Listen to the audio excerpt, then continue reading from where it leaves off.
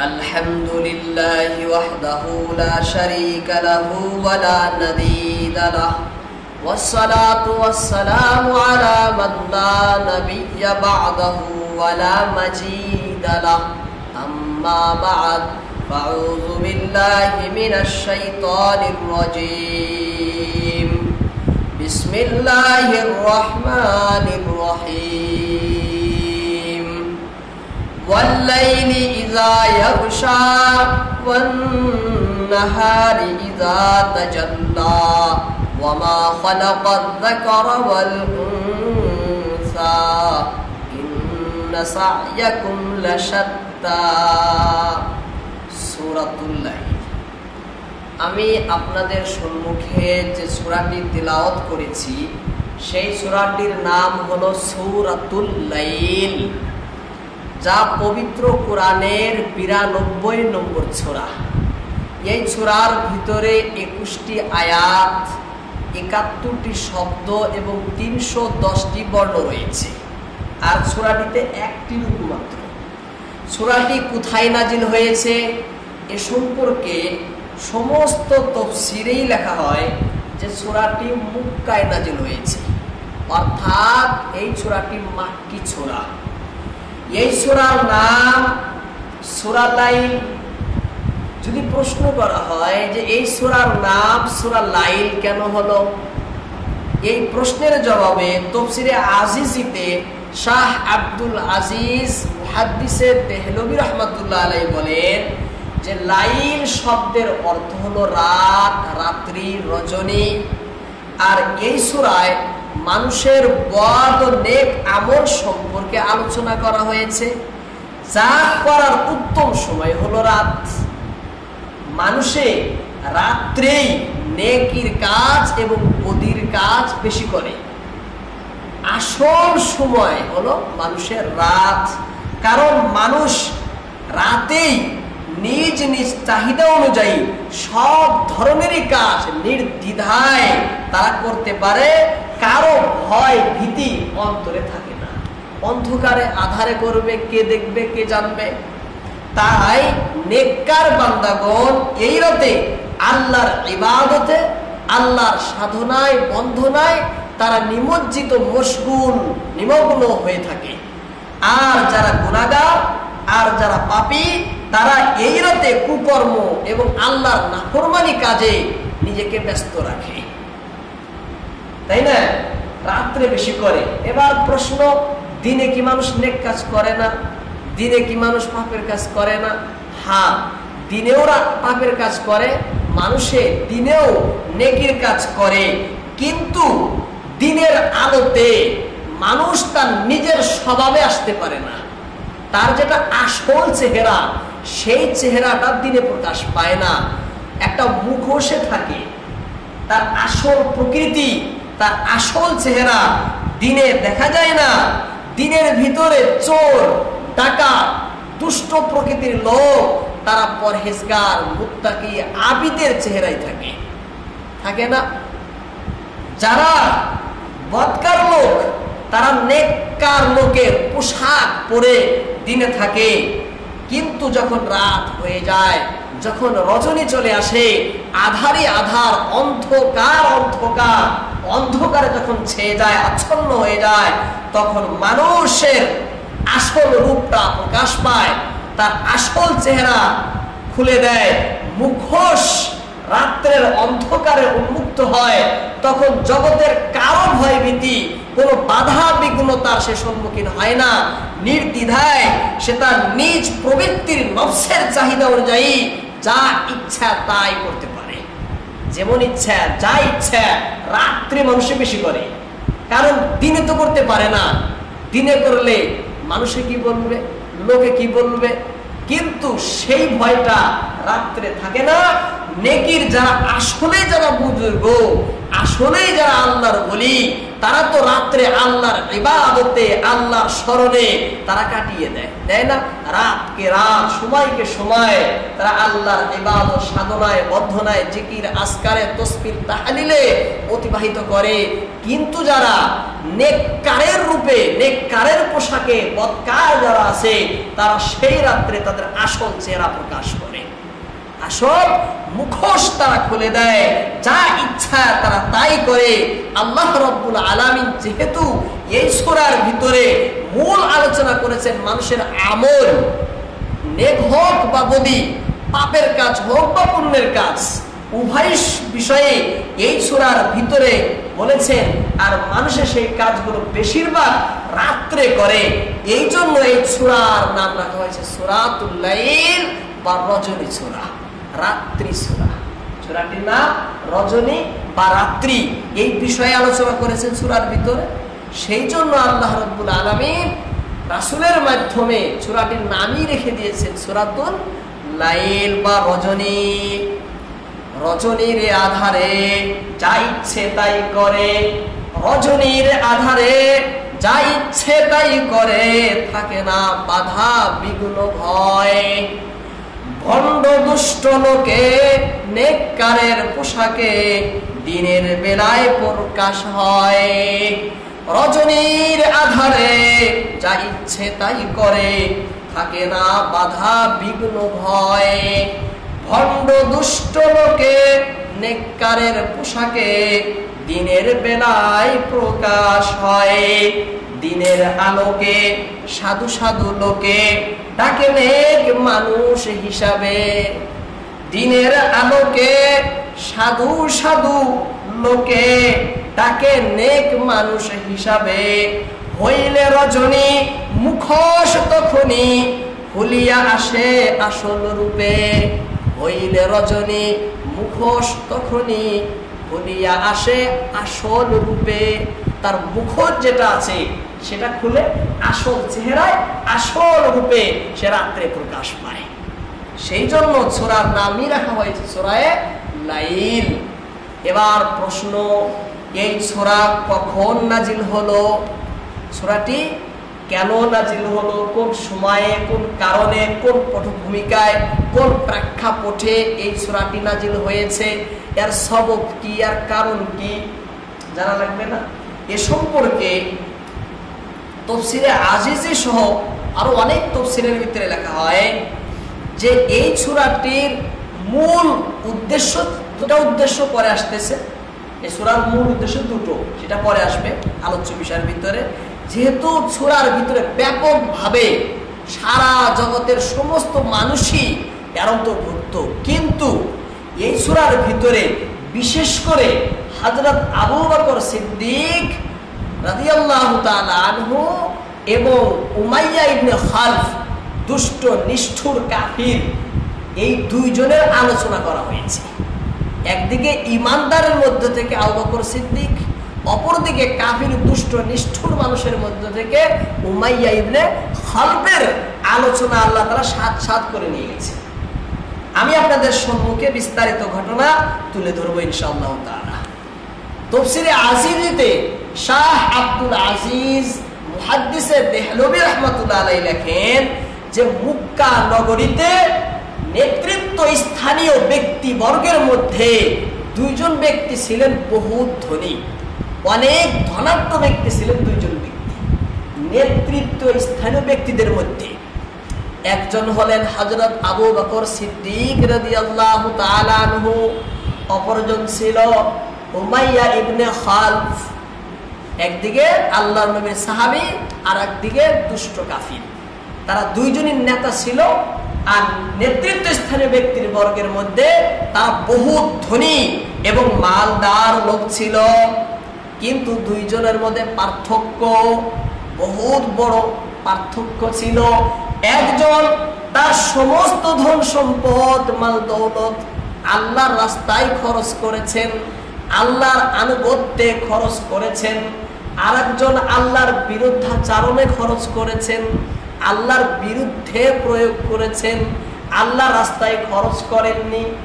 তাহলে দুইজনের রাস্তা আলাদা আলাদা। এবার এ সম্পর্কে আরো একটু বিস্তারিত জেনে নেই।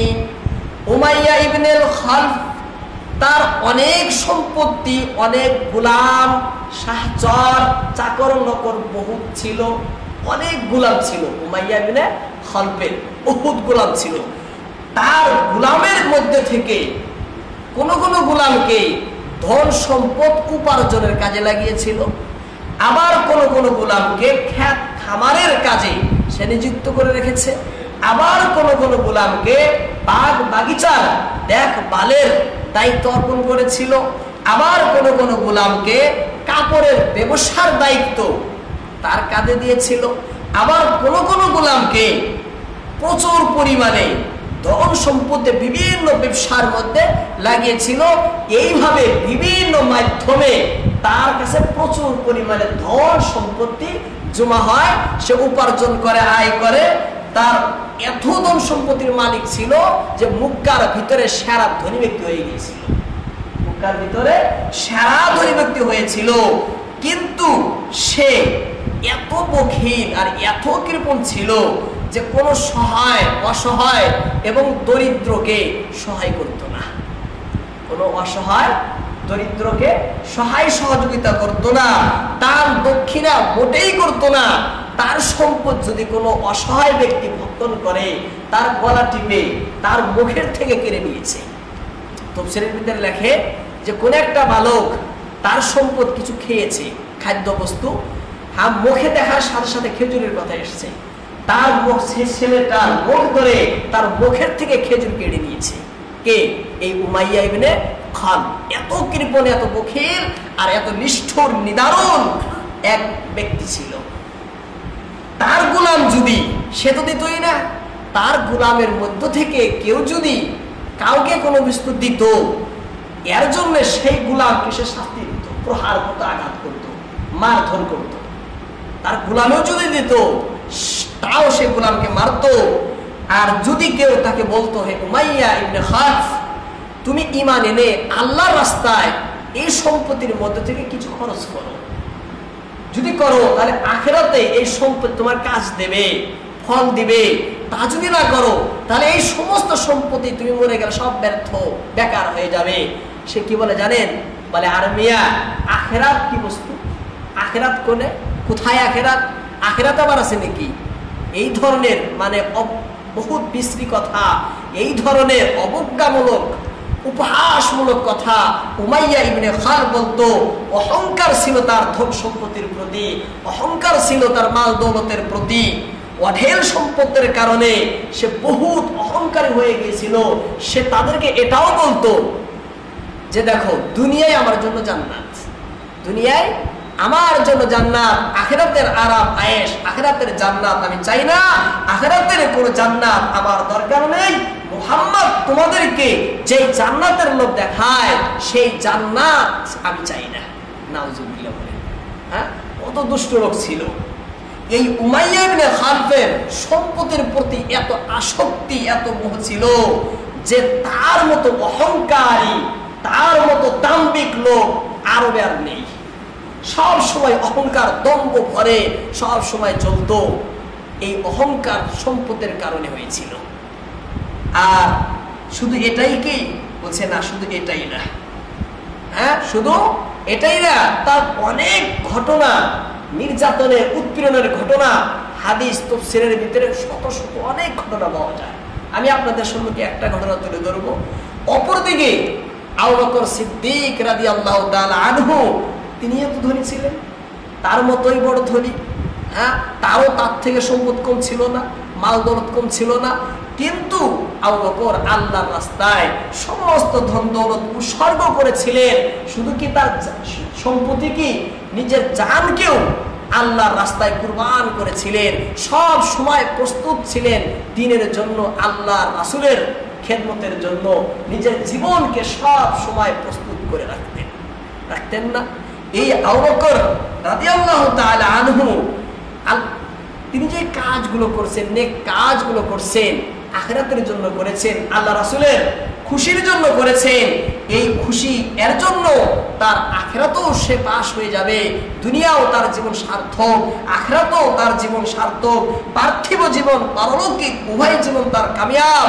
আর এই সমস্ত বস্তু করার কারণে সে আখিরাতে মহা পুরস্কারে পুরস্কৃত হবে এবং সে অর্জন করবেন আখিরাতের মহাসুখ, মহাশান্তি, মহাবিজয়। এই বিজয়, এই শান্তির সুখ কেন? তিনি তার ধন সম্পদ যথার্থ এবং সঠিক রাস্তায় খরচ করেছে, সঠিক রাস্তায় খরচ করেছে। উমাইয়া ইবনে খালফ তার ধন সম্পদ বেসঠিক, সঠিক না, ভুল রাস্তায় খরচ করেছে। কিন্তু আল্লাহর প্রিয় সাহাবী হযরত আবু বকর সিদ্দিক রাদিয়াল্লাহু তাআলা আনহু আল্লাহর দেওয়া ধন সম্পত্তি, সাময়িক মালিক যে আল্লাহ তাকে বানিয়ে রেখেছিলেন, সেই ধন সম্পত্তি সে আল্লাহর রাস্তায় খরচ করেছে, দ্বীনের রাস্তায়। তার ধন সম্পদ যথাযথভাবে সঠিকভাবে ব্যবহার হয়েছে। তার সম্পত্তির প্রতি কোনো লোভ ছিল না, কোনো মোহ ছিল না। এই সম্পত্তির কারণে তার অহংকার হবে তাও ছিল না, অহংকার করে চলবে তাও তিনি করেননি। কে? আবু বকর সিদ্দিক রাদিয়াল্লাহু তাআলা আনহু। তাহলে চিন্তা করি তার দুইজনের ফল কি হবে? একজন আল্লাহর রাস্তায় খরচ করছে, তার ফল হবে না? তার পুরস্কার অবশ্যই পাবে। একজন আল্লাহর বিরুদ্ধে খরচ করেছে, তার পরিণাম শাস্তি অবশ্যই সে ভোগ করবে। আমি বলেছিলাম যে উমাইয়া ইবনে খালফ এত দুষ্ট নিষ্ঠুর প্রকৃতির লোক ছিল যে যার উদাহরণ, যার দৃষ্টান্ত গোটা ইতিহাসেই পাওয়া যায় না। আমরা সকলেই জানি হযরত বিলাল রাদিয়াল্লাহু তাআলা আনহুর ঘটনা, জানি না? এই বিলাল রাদিয়াল্লাহু তাআলা আনহু, বিলাল রাদিয়াল্লাহু তাআলা আনহু এরই কি ছিলেন? এই উমাইয়া ইবনে খালফের গোলাম ছিল। লম্বা সময় গোলামিতে ছিলেন।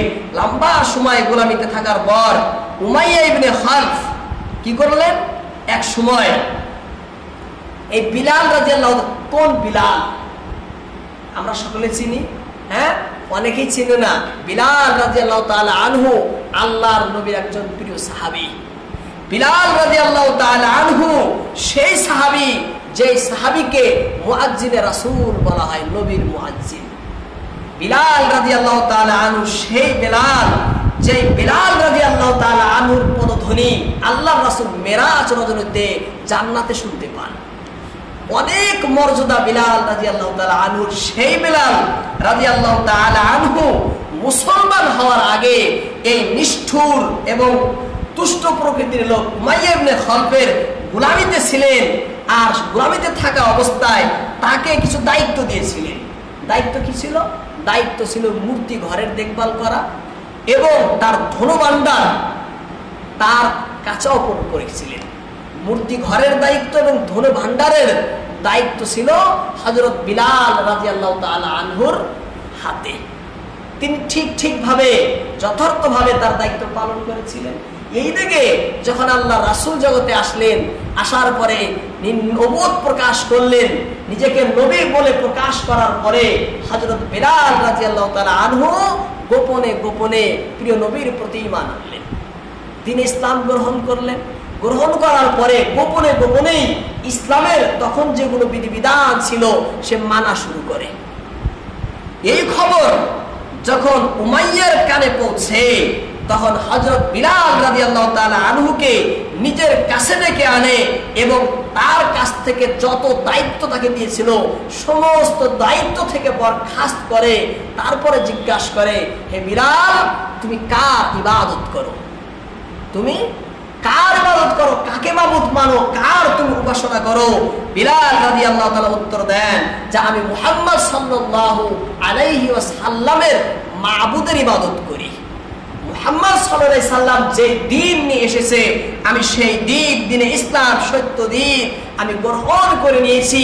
রাসূলকে রাসূল বলে মেনে নিয়েছি, ইসলামকে গ্রহণ করে নিয়েছি এবং আমি আল্লাহকে মাবুদ মনে করে আমি তার ইবাদত করি। আমি তোমাদের মতো এই মূর্তি পূজা, তোমাদের মতো বহুবাদিত্বের ভিতরে আর আমি নেই। এ কথা শোনা মাত্রই উমাইয়া ইবনে খালফ রাগে অগ্নিশর্মা হয়ে তার অন্যান্য যে গোলাম ছিল সেই অন্যান্য গোলামদেরকে এবং তাকেও প্রথমে বিলালকে বলে, হে বিলাল, তুমি মুহাম্মাদের ধর্ম পরিত্যাগ করো, যে ধর্ম তুমি গ্রহণ করেছো এই ধর্ম ছেড়ে দাও। তুমি যদি এই ধর্ম না ছাড়ো তাহলে কিন্তু আমি তোমাকে কঠোর শাস্তি দেব এবং তোমাকে মেরে মেরে তোমার জান বের করে দেব। জবাবে বিলাল রাদিয়াল্লাহু তাআলা আনহু তখন বলেছিলেন যে আমি আপনার গোলাম, আপনার যা ইচ্ছা আপনি তাই করতে পারেন, আপনি আমাকে মারেন, শাস্তি দেন, প্রহার করতে পারেন, কিন্তু আমি আল্লাহ রাসূলের যে দ্বীন গ্রহণ করেছি সেই দ্বীন ছাড়তে পরিত্যাগ করতে রাজি নই। আপনার যা ইচ্ছা আপনি তাই করুন, কারণ আপনি আপনার গোলাম, আপনার আমি গোলামিতে রয়েছি, আপনি স্বাধীন, যা ইচ্ছা তাই করতে পারেন, কিন্তু আমি তো দ্বীন ছাড়তে কশিন কালেও রাজি নই। আমি প্রস্তুত নেই, মুহাম্মাদের যে দিন সত্য দিন সেদিন আমি কশিন কালেও ছাড়বো না। বারবার তাকে বলা হলো, হে বিলাল, দ্বীন পরিত্যাগ করো। বিলাল রাদিয়াল্লাহু তাআলা বারবারই উত্তর দিলেন যে আমি কশিন কালেও মুহাম্মদ রাসূলুল্লাহ সাল্লাল্লাহু আলাইহি সাল্লামের সত্য দ্বীন আমি ছাড়তে রাজি নই, আমি প্রস্তুত নেই। এই কথা শোনার সাথে সাথেই উমাইয়া ইবনে খালদ তার অন্যান্য চাকর নকর, অন্যান্য যে গোলাম ছিল তাদেরকে বলল যে বেলালকে নিয়ে যাও। বেলালকে নিয়ে তার শরীরের কাপড় খুলে উলঙ্গ করে বাবুল গাছের কাঁটা দিয়ে তার শরীর আঘাত করে ক্ষত বিক্ষত করো। বাবুল গাছ তো ছিলেন সকলেই, এত বড় বড় কাঁটা হয় বাবুল গাছের। হ্যাঁ, বাবুল গাছের কাঁটা দিয়ে, বাবুলও বলে বাবলা গাছও বলে তাকে, বাবুল বা বাবলা গাছের কাঁটা দিয়ে হযরত বিলাল রাদিয়াল্লাহু তাআলা আনহুর শরীরে তারা আঘাত করা শুরু করে। উমাইয়া ইবনে খালদ এ কথাও বলে যে দেখো, যখন সূর্যের আলো খুব প্রখর হবে, যখন খুব রোদ উঠবে, তখন তোমরা তাকে উত্তপ্ত বালুর উপরে শুইয়ে দিয়ে তার উপর বড় ভারী পাথর তার বুকে চাপিয়ে রাখবে।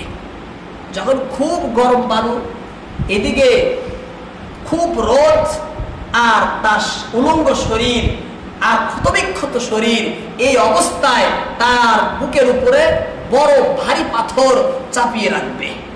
এইভাবে রাখবে যাতে সে নড়াচড়াও করতে না পারে, হরকত যাতে নিতে না পারে।